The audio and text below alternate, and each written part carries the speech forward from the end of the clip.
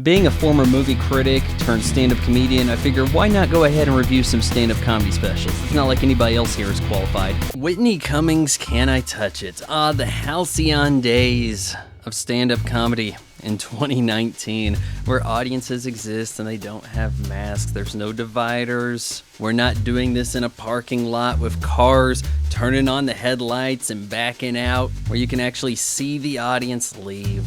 Oh no, this is get up from your seat and cause a scene.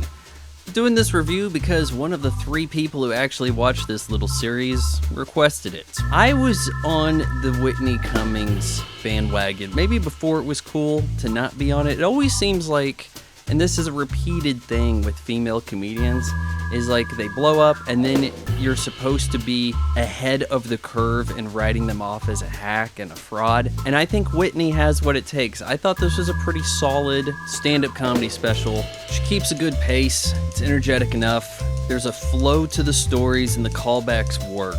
And it's not overly generalized, repetitive nonsense like you get out of Eliza Schlesinger. My only real complaint is that Can I Touch It is a bit brief in the fact that about 2/3 of the way through, it becomes about a robot.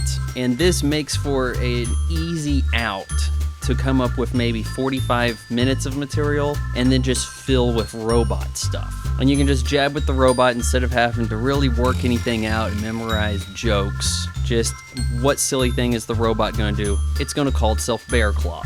And then we wrap up with the origin of the robot, getting it built, more way to really pad time instead of filling a special with strictly stand-up comedy. Oh yeah, but I'm the bad guy here, right? Yeah, if you want to go back and look at what stand-up comedy used to be like, back when we could be a little bit freer with what we had to say, check out Can I Touch It?